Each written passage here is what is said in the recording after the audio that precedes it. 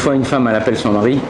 Elle dit, oui chérie, j'ai besoin de toi et tout ça, quand tu rentres à la maison. Il dit, d'ici une demi-heure, une heure.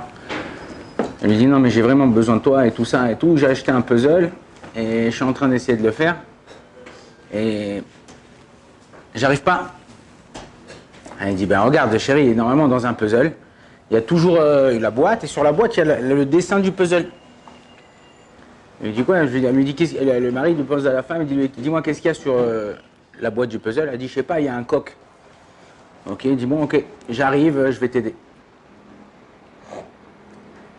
Il arrive et tout, il voit le puzzle, il voit la boîte, il voit le truc, il dit à sa femme, bon viens, je te fais un petit café, un petit thé, viens on s'assoit et tout. Tu vas pouvoir un petit truc, ça va te calmer, on va réussir.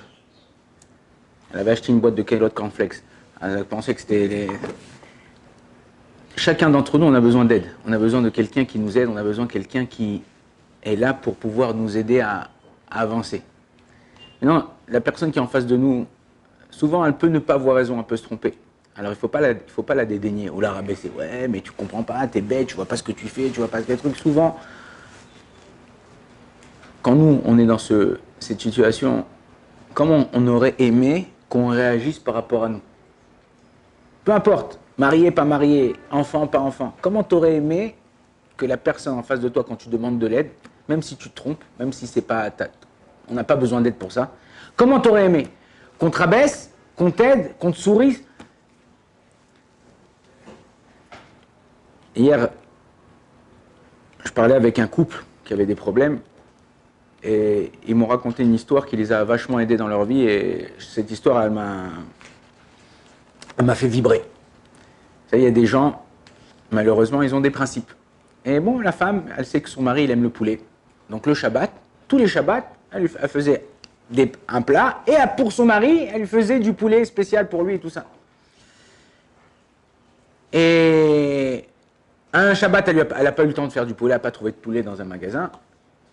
Et elle a mis la table, elle a mis des verres. Et à chaque fois, elle lui mettait un grand verre pour lui et un verre normal pour tout le monde. Et ce Shabbat-là, ni elle a fait de poulet, ni elle lui a mis son verre à lui. Et lui, il a commencé à taper une crise le vin. Ouais, t'as pas de poulet, où est mon verre? C'est comme ça que tu respectes ton mari, bababa. Il dit, wow, calme-toi. Comme dira Ben Chetrit. Le vendredi soir, après la shkia, c'est shkia. C'est shkia, c'est tout, il n'y a plus rien d'autre. C'est-à-dire qu'on ne peut plus préparer, on ne peut plus rien faire au-dessus de ça. Ils ont commencé à se disputer, ils ne sont pas parlé pendant une semaine, 2 semaines. Elle a dit c'est fini, je ne lui fais plus ni de poulet, ni de verre, ni rien. Elle a pris le verre, elle l'a mis de côté, elle l'a laissé dans l'armoire. Et tous les Shabbats, exprès, elle mettait le même verre et pas de poulet. Le mari ne disait plus rien, il n'a même plus de réflexion. Samedi matin, il est parti à la synagogue. Elle est partie, elle a préparé donc la table, tout ça. Elle ouvre la poubelle pour jeter quelque chose. Et qu'est-ce qu'elle trouve dans la poubelle? Le grand verre.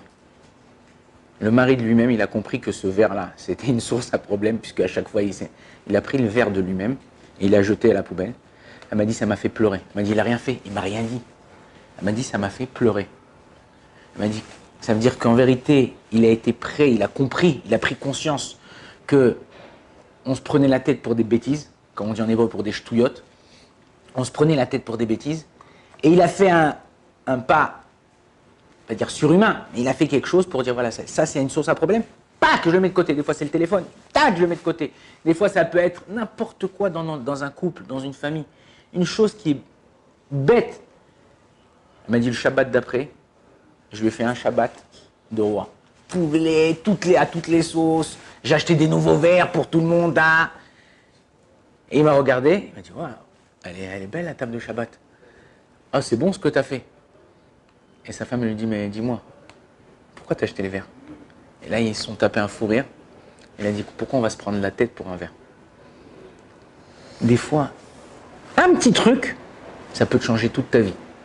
Donc, essayez d'être un peu éveillé sur les choses qui vous bloquent, qui font des bugs dans votre vie. Essayez de surmonter ces bugs-là. Un bug, ça arrive. On a tous des bugs. Mais on peut tous les régler. Quand il y a un bug en informatique, on corrige d'une virgule le programme et tout change. Donc en vérité, à nous d'essayer de voir et essayer d'éviter ces problèmes. Si on arrive, c'est sûr que notre vie elle sera meilleure. Baruch Adonai l'olam, amen, amen.